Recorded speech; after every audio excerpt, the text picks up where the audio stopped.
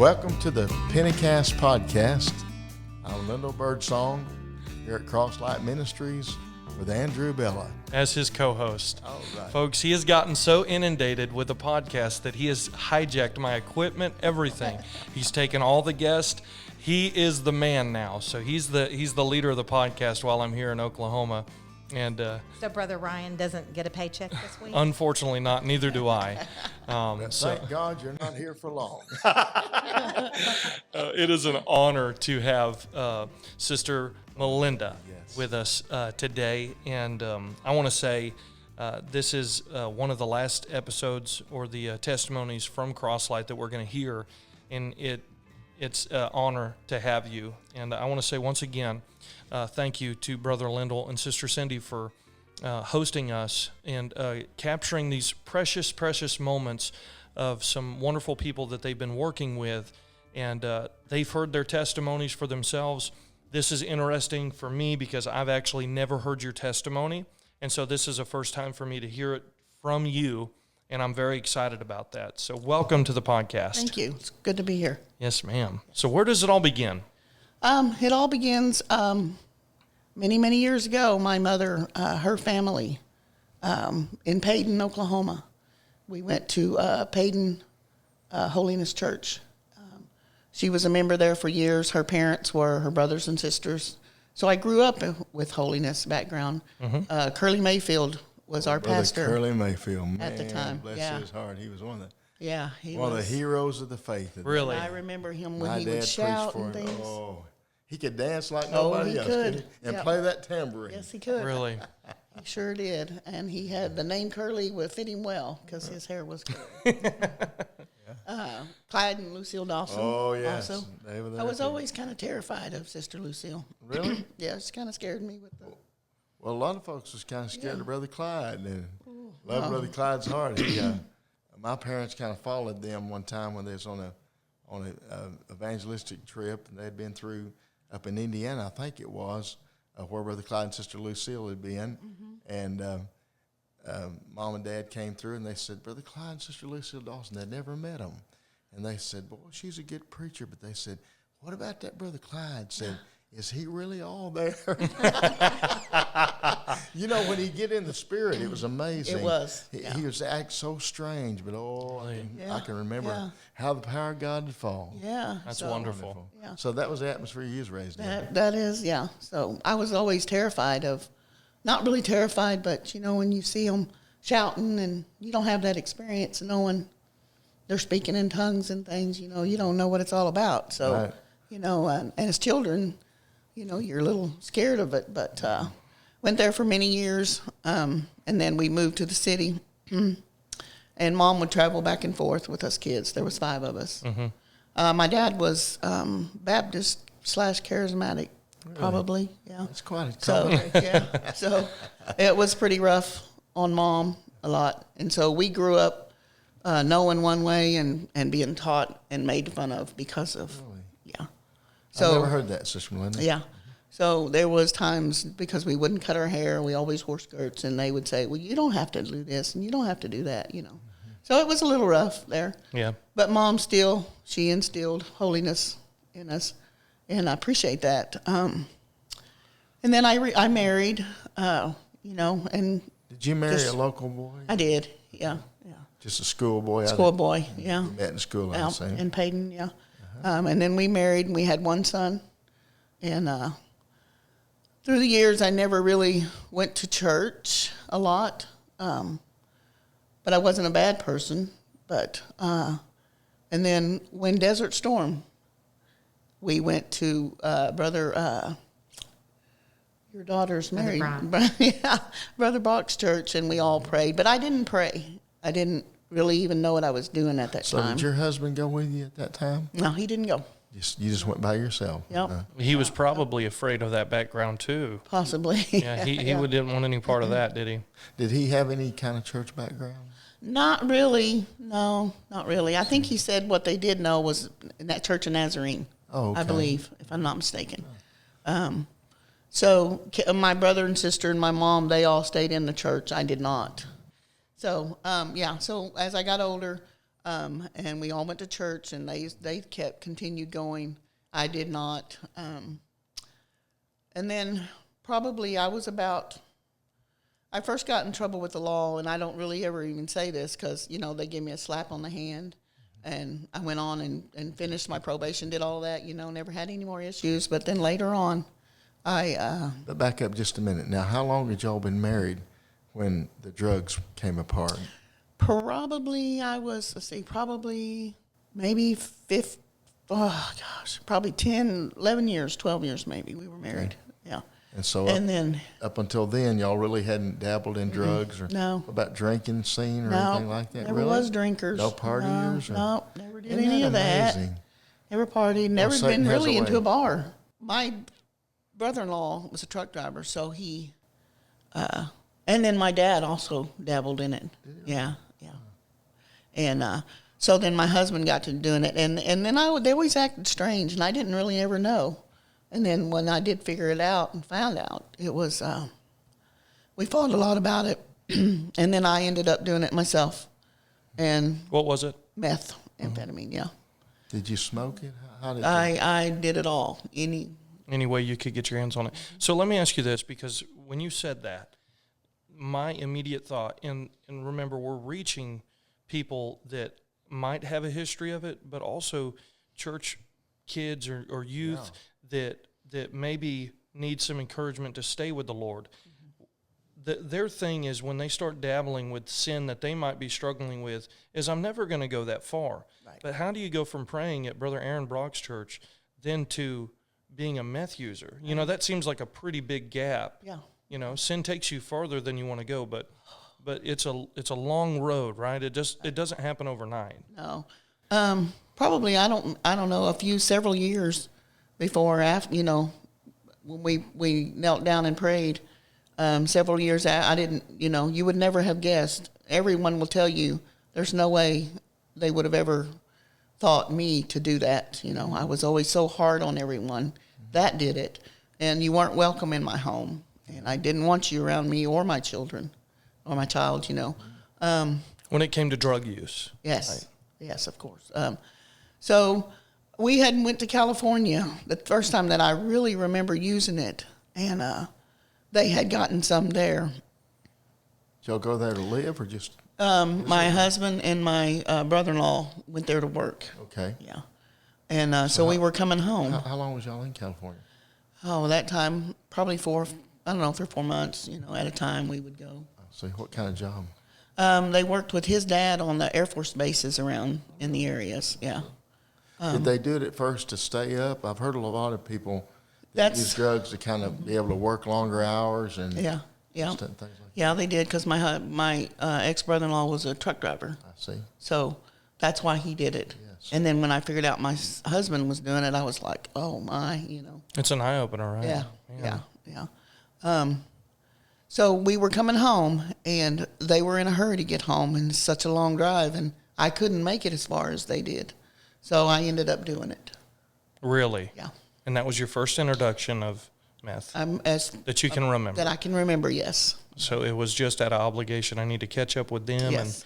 and you needed something to keep you awake, and it did the job. Yeah, because we had 3 or 4 vehicles that we were bringing home. I see. And so I had to join in. Not to glorify it anyway, but how did you feel? Did you feel like, oh, Lord, I've messed up, or did you feel? I don't really even know if I even thought. I think I was mad at them because they let me do it. Because from that point on, it changed my whole life, Yes. through the years after, Yeah, there's something about methamphetamine. You talk to people who just, smoked pot. It's a different thing. It seems to me like there is a spirit. There's a spirit behind everything, but that particular drug, that when you take it, that spirit enters into your soul. Yes, it and does. it changes you. It changes your character, and it immediately, it's like it takes your soul from you. It does. It really does. And then you once you've done it, by snorting it, you can only get high that way for so long, and then you want to try something else, so you'll try smoking it. Then you only do that for so long, and then you'll use IV user, and that's when the demons begin. Yeah, for sure. So you went that far with it, sister? Oh, I You did. were shooting up. Yes. And I think this goes back to Brother Daryl's testimony. You know, he goes to Crosslight here, and we interviewed him. And he said something on his episode that I thought was so good, and I want to repeat it because it sounds just like your story. He said, you know, a lot of people that are on drugs, they don't want to be on drugs. You know, that sounds just like, you know, you didn't want to do it. You were just out of obligation. You got to stay with everybody. And it's like the devil knows how to creep in right at the right moment. Yeah. Let me say this right now, too, speaking of Brother Daryl. Brother Daryl, if you ever been in the service with him, he's just everywhere, and he's just outspoken. And she was giving her testimony here recently. Oh, okay. And he's standing up on the stage with some of the others. Yeah. And she was giving her and he was real wide-eyed looking at her, and all of a sudden he said, I can't believe it. Wow. And you know what? Looking at her Yeah, I now and the godly woman she is, Yeah. I can't even imagine her like that. I'm really trying to picture in my mind you back then, but, you know, I could tell you my story right now, and you might say the same thing. Yeah, sure. That's because he changes you. Yes, he does. Yep. He does. He'd been so good to me over these last years. It's unbelievable. Yes. You know. But once I did do that, once I started using IV, then You were hooked. life was over. Yeah. I became a monster. Yeah. How long were you on meth? You know, the first time it was just a short period of time. Well, second time was a short period of time. Yeah. But that short period of time after trying new ways of doing it, it's a good thing that I got stopped because I was unstoppable, I thought. Yeah.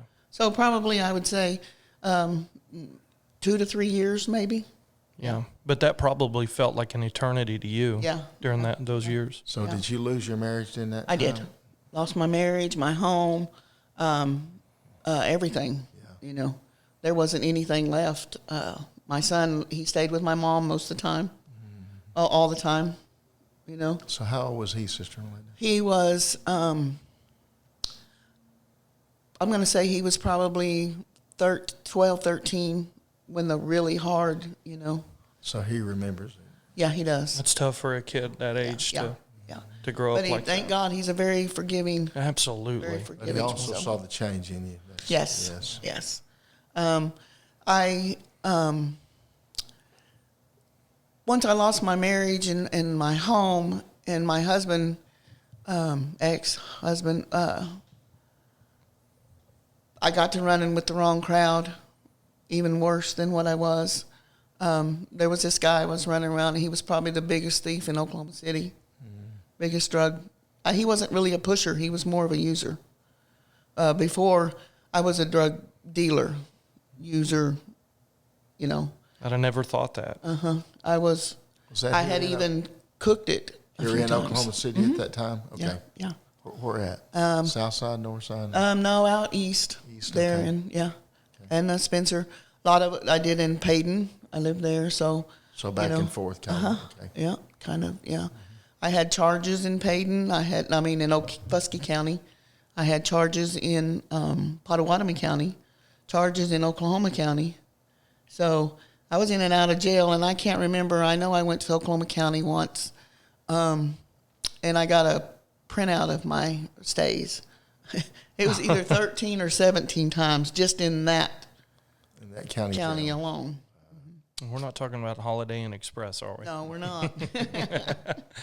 Sister Malinda, one of the testimonies that you gave that has just resonated in my mind, and looking at you, you know, I can't even imagine this happening.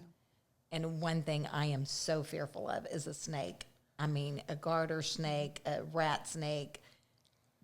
It's the same as a rattlesnake. to I me. hate them. hate them. Yes, me And too. you told the story one Sunday, and I would love for you to tell that story. The guy that I was talking about that I got to running with, we could just be driving down the road, and if he saw something he wanted, he would figure out a way to get it. And we were just driving down on the service road out toward Edmond on 35 going south, and there happened to be a truck and trailer. Trailer. It was a trailer, and it was an enclosed trailer. And so he just backs up, hooks up to it, and takes off. Well, yeah. So I was just like terrified. I think maybe this was like one of the first or two times I'd ever been with him, and You knew he did it, but he didn't involve you with it. So I look over on the other side of the interstate going north, and I could see this vehicle just speeding like crazy, and I'm like, that guy, this belongs to him. Oh. And he was like, nah, and I'm just like freaking out. And so we travel out through towards the Jones area because that vehicle is chasing us at this point. And then the police get involved. And so we're so close, and I had some friends that lived out there, and he pulled in their driveway, and we went our separate ways through the woods, like through, what do they call them, cuckleburrs, and I was so full of thorns, and ran so hard. So you're running from the law. Yes, running from the law at this point. And this is like about 3 or 4 o'clock in the morning. And so I'm running through their yard, and he went one way and I went the other, and I ran so hard and so fast that I just dropped. And I dropped on a log. And I remember a snake crawling across my arm. Oh. And I stayed there most of the night. It was terrible. So I crept up to their back door, and they let me in, and they took me somewhere. So then when I got to my mom, she was terrified because she had already had the dream of me and a snake. And so my dad had called the police on me several times. They never caught me. They, but it was just another thing that I knew God had his hand. So let me get this straight. So you're running from the law, you're hiding out, and you see a snake crawl over your arms. You're trying to stay quiet because the law's looking for you. A snake crawls over your arm, and during this time, your mother's having a dream that a snake is after you. Me, yeah. You can't deny. You can't deny that God's after you. And Thank God I had a praying mother. mother. Yes, a praying mother. And so she Pray always. on, Mama. Yeah, for sure. You must pray on. Yeah. Because there is hope. Absolutely. Always for somebody that struggles with addiction. Nobody understands unless you've been there. They really don't. And, I hear people say, they pretty much just leave them alone, let them go and things. But it's so hard to do that because they don't understand the addiction once it's grabbed a hold of you. Yeah. Boy, and it's... It's like Brother Darrell said. Most of them don't want to do it. No. They're a slave to the master. Yes. Yeah. And when he calls, they have to answer. Yeah, they do. And I kept going, though. Even after that, you thought I would have stopped by then, but I didn't. And I would get arrested more and more. And, and I would even catch more charges, for the same reasons. Once my son was in the vehicle with us when we got pulled over, bless his heart, and I'll never forget it. And they took him, and they took me in the car, and I can't even remember who come and picked him up. And you thought I would have stopped at that point, but I didn't.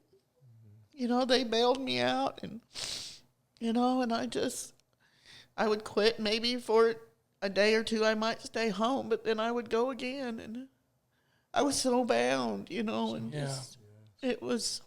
Were there brief moments during this time where you just had time to stop and say, look how far I've come, or was that not even on your mind? It wasn't even on my mind. It wasn't. You were that bound. I was a monster, and it had such a hold on me that I didn't fear anything or anyone. Not the police, not anyone having a gun. I was chased one night, and I got out of the car because the driver, I was like, just pull over, I get out of the car, and there was these 2 boys. One jumped out with what looked to me like a mini machine gun. Oh, a machine gun. Mm-hmm. And he had it pulled out, aiming it at me. And I was just so stupid and so high that I just use it, use it on me. And the girl they had in the car with them kept telling them, come on, just get in. And I'm out there just Sin takes you so far. So far, farther than you ever can imagine. It takes away more than you ever thought it could. Long ways from old Brother Curly Mayfield's church. Yes. Yeah, that's right. But Andrew, this might be a good time to interject it. She's got more of her story to tell. Absolutely. But you can see already why God led her to our ministry here, because unless you've been where she has been, it's hard to relate to the folks that we work with on Sunday morning. I looked over even last night, and we had a young lady. She's still hooked on the same stuff, but I saw Sister Malinda and the tears running down, and I knew what she was thinking. That girl was me at one time. Yeah. God have mercy on Yeah. Yeah. And my brother, he was such a good praying man, and sometimes I don't know where I'd been without him, Yes.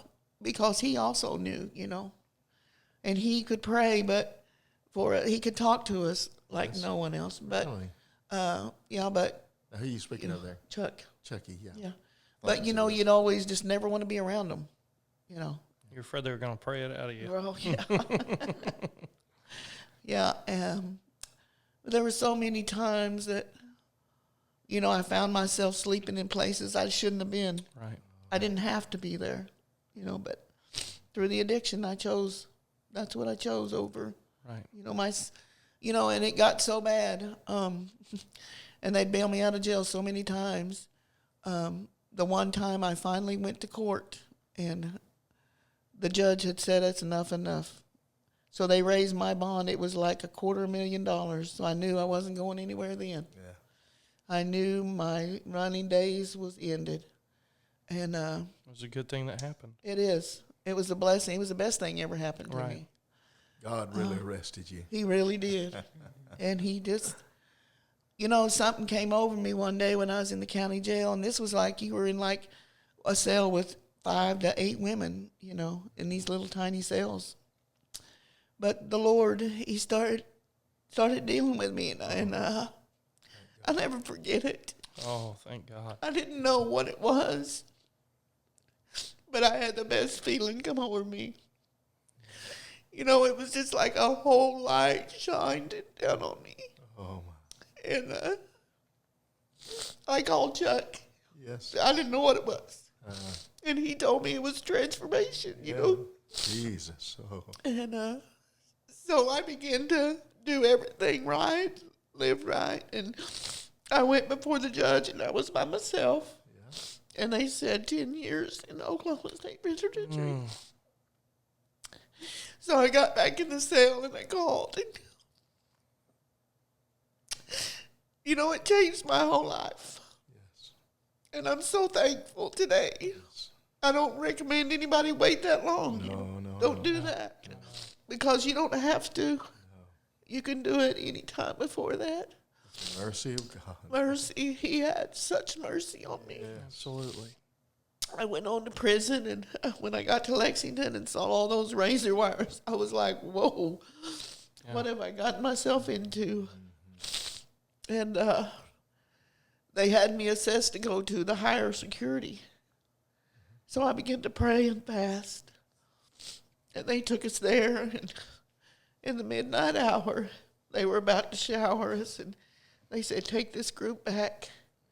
When I got back and they assessed me again, even with the same points and everything I had, they took me to lower security. That's a miracle. So that was another. God can hear you in a prison house. Yes, he can. Yes, He did can. Paul and Silas. Yeah, absolutely. And throughout my whole prison stay, there was so much good. I tried to attend every church service, tried to get all that I was just hungry, so hungry. And until you get your own experience with the Lord, it's the best thing ever happened, to me. And there were different instances there in the prison that the Lord kept me from. He, a lot of things he blocked me from. Sure. He, I had the other, like I said, I had charges in Ofusky and Pottawatomie County, and he made a way, got all that taken care of, dropped and all, and put me on a smaller dorm, with the older people. So he really through it all, he protected me. And then I heard one day of the holiness people coming to Eddie Warriors there. And a familiar feeling, huh? Yes. And so that's when I got reacquainted with. Really? Yeah. I'd never heard you tell that. Yeah, with Mount Vernon Church. Oh, Mount Vernon was coming there at that time? Yeah. Rick Cersei. Yeah, Really? Ricky and his group was in there. So Was that in Oklahoma City at that time? no, I was in Taft, Oklahoma at that time. Taft, okay. Yeah. We've They been would come- there. Is We've that the one we actually- was at? Yes, Okay. we've actually. Yeah. I was there Had with Brother service Darrell there. Meadows. They had a ministry there also. Do you Yeah. remember them being there? Yeah, I used to listen to their on the radio. I used to listen to them on Sunday mornings there in the prison. Yeah. Yeah. They were one of them that I could reach out to. I know. Brother Lyndall and Sister Cindy do prison ministry here, but I have several friends back home that do prison ministry, and I think this is a great testimony Oh, yeah. to their efforts. Yes. That the people that they're preaching to, there's some that are going to get out one day, Right. and God can change a life right there in a prison cell. Yeah, he can, and he did. And, I don't remember how, if maybe my sister or sister-in-law sent me the Holiness Messenger. But anyway, I wrote a letter to them, and they printed it.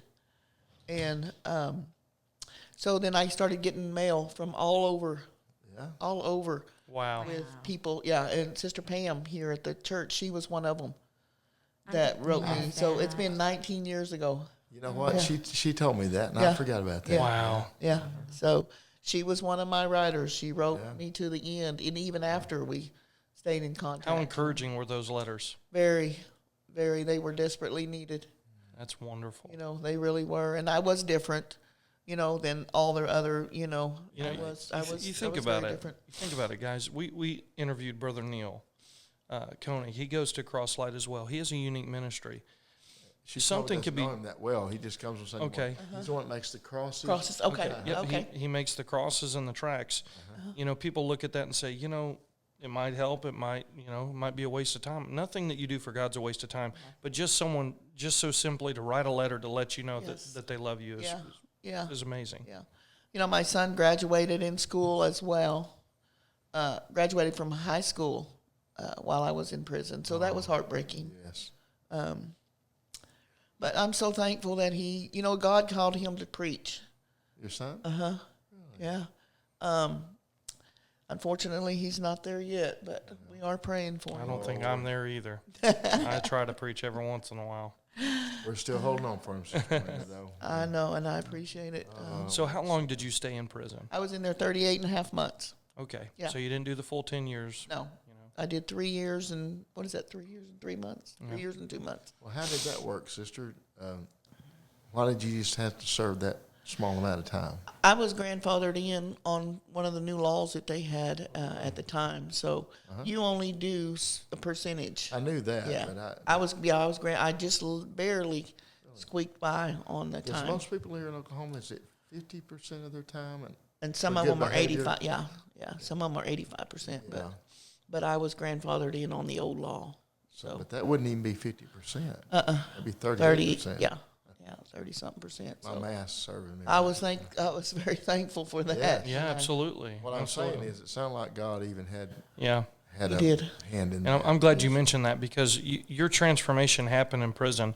How many people would probably get bitter and say, well, Lord, you didn't get me out. I still had to serve. Sin has a consequence. Yes, it does. But even through your sentence, you're serving your time because you were guilty. Yeah. But even then, you can see where God was still working things out in little ways, Oh, yeah. making a he big was. difference. Andrew, what's amazing to me is how, now that was not God's will at all. We know that for her to go through all those years and all of that. Right. But isn't it amazing how God can turn that around and make that a testimony Absolutely. to be used?